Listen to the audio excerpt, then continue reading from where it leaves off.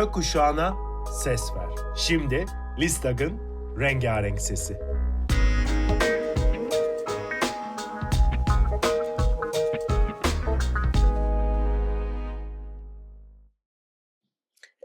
Sizi tanıyabilir miyiz? Yeah, I'm Siobhan. I grew up in England, but I moved to Turkey 27 years ago, and I've lived in Istanbul for 27 years. I married a Turkish man, and I'm a Turkish citizen, and I have two children. My children are both students. One of them is finishing high school this year, and the other one is at university. My oldest child is a trans woman. Çocuğunuz ve ailenizle ilgili hikayenizi bizimle paylaşabilir misiniz? Çocuğunuz nasıl açıldı? En başta nasıl hissettiniz? My child opened up to me slowly over months.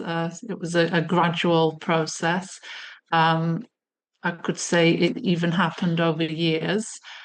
We always had a close relationship, and as she realized that she felt different, she tried to express it to me in many different conversations over the years. I didn't really take her seriously. I just kept saying that I loved her and I accepted her, and I thought that that was enough. This continued until her mental health deteriorated to the point where she couldn't function in daily life. And when she started expressing suicidal thoughts, then I realized that I needed to get some support from professionals. Yaşadığınız bütün süreçte en çok zorlandığınız anlar ve durumlar nelerdi? Some of the hardest times were when she was suicidal, which was a period of months. At that time, I was struggling to keep her alive, and those around me were criticizing me and judging me for not forcing her to act or to look like a boy. Only a few friends or family members have actually said that they support me and acknowledged how difficult a journey it's been to affirm my child's gender identity. And that's something that I would have liked to have heard. That would have made me feel less isolated. Bu durumlarda nereden, nasıl destek buldunuz? Bulabildiniz mi? Yakın aileniz, arkadaşlarınız ya da başka bir kanal. Nereden destek buldunuz? Fortunately, we had the financial resources to hire a private psychologist, and that was the first support that we reached out to. Again, we were lucky because we found an excellent psychologist, and my daughter had a great rapport with her. Around that time, I didn't talk much about what was going on with friends or family because I didn't really know how to speak about it or what to say. I also couldn't really deal with their possible reactions or anticipating what their reactions might be. When I did mention it, I only mentioned the depression. And as this time coincided with the pandemic period, many teenagers were struggling with depression, and, friends and family didn't really press me to go into any details. Sizin için konu aile arasında olmaktan çıkıp kamusal olmaya başladığında, örneğin çocuğunuzun okul, eğitim hayatı, sağlık kurumlarındaki deneyimler, bürokratik süreçler gibi bu alanda zorluklar yaşadınız mı? Nasıl zorluklar yaşadınız? Biraz bunlardan konuşalım. We received different reactions from different institutions. My daughter went to a public school for middle school, and there the guidance counsellor and the teachers were generally supportive, especially when it came to bullying. On the other hand, she transferred to an expensive and prestigious private high school in Istanbul, and they were not supportive at all. In fact, they were actively transphobic and made her mental health worse. When we started meeting with healthcare professionals at Chapa and Marmara University hospitals, that everybody that we came into contact with there, from the administrative staff to the auxiliary staff and doctors, were very kind and friendly to us. This was very valuable to me, and it gave me the strength to continue. Bu süreçte yaşadığınız somut hak ihlalleri oldu mu? Bunlardan örnek verebilir misiniz? One of the worst human rights violations, I've already referred to the experience that we had at high school. In this particular high school, there was a rule that male students had to cut their hair short. Every teacher in this school was obsessed with this rule. And so random teachers that my daughter didn't even know would approach her in the hallway and in the garden and harass her because of her long hair. On Monday morning, she would be pulled in front of the school during the school ceremony. And in front of the whole school, they would tell her that she was a boy and boys should have short hair. By that time, she'd already started seeing a psychiatrist from the adolescent department of Marmara University Hospital, and she'd been diagnosed with gender dysphoria. I'd spoken to the school several times about this issue of harassing her about her hair, and also the health experts that we were getting support from had also contacted the school.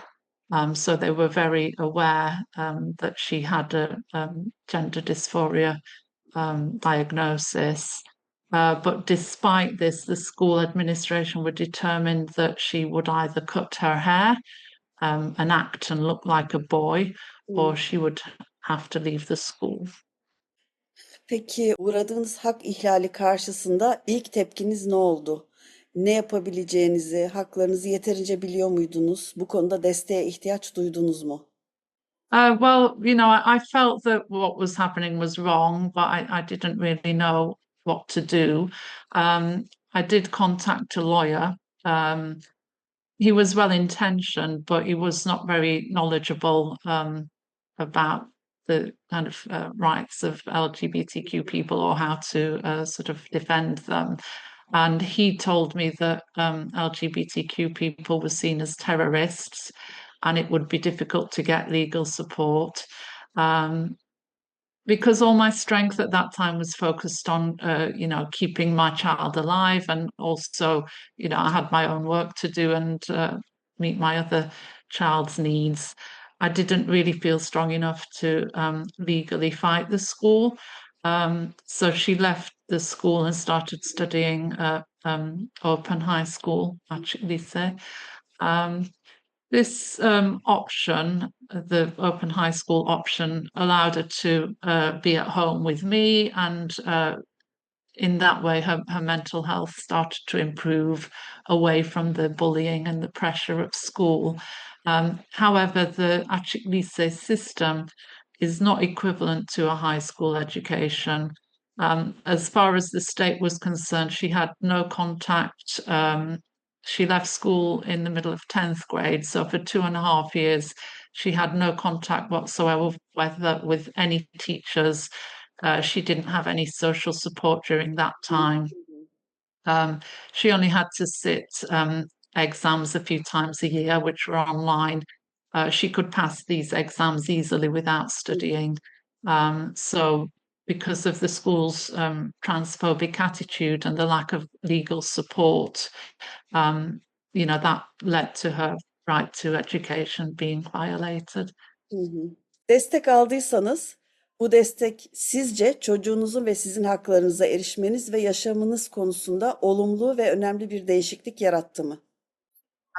I felt supported by the healthcare services that we received at Chapa and at Marmara University Hospital, and that support enabled us to legally access gender affirming treatment. She was able to start puberty blockers at the age of 16 with the approval of the health minister. Because we had this support, I did everything by the official channels. This gave me the confidence to stand up to the transphobic attitudes that I encountered. Also, around this time, I was in contact with LİSTAG, and the support that I received from LİSTAG was very important. There's a power in being part of a community and feeling a sense of belonging. Until that point, my community had always been from my children's schools and other parents at the schools, but this issue was something that I didn't have in common with any of the other parents at school, or so I thought. And so to be in a group of parents who were going through the same thing as you was very valuable. And through LISTAG, I was able to be better informed about my rights or my child's rights and how to deal with some typical issues in society like bullying and peer pressure, coming out to the wider family, and how the importance of telling our stories and being visible is. The legal rights of our children have been covered extensively in webinars provided by LISTAG. I've recently received help in how to apply for military service exemption for my child. I've found the webinars, LISTAG camps, and also LISTAG's publications very helpful. Sizinle benzer bir durum yaşayan bir LGBTİ ailesine ne önerirsiniz? Deneyimlerinizi nasıl, hangi yollarla paylaşabiliriz ki kaybolmasınlar? Örneğin sizin yaşadığınız sürecin diğer aileler için böyle bir desteğe vesile olabileceğini düşünüyor musunuz? My advice for families in a similar situation is to contact organizations such as LISTAG from the beginning. As soon as your child, opens up to you. Because here you can find resources where you can educate yourself and feel supported. There's also no pressure to be more involved than you want to be. At the beginning, you might feel that you might feel uncertain about how to go forward. So, if you ring the danışma Danışma. that's an important first step, I think. Son soru, sizce toplumumuzun LGBTİ artılara bakışı ve devlet politikaları arasında fark var mı? Var diyorsanız nasıl bir fark var? Kendi deneyiminizden yola çıkarak bu konuda ne dersiniz? In my experience, I think most people have a live and let live attitude. And this is in contrast with the idea that LGBTQI people are a threat to society. However, there is a sense of indifference towards injustices that do not affect the individual personally. So I think that while people are aware that LGBTQ people are struggling to, protect their rights, unless it affects them, they don't really engage with it. I think it's important that all minority groups work together against oppression and that they receive advocacy from the rest of society. Çok teşekkür ederiz. Son olarak söylemek istediğin bir şey var mı? Okay. I'd just like to finish by saying having a trans child has really enriched my life. I'm very proud of her, and I wouldn't have her any other way. Çok teşekkürler Siobhan. Rica ederim.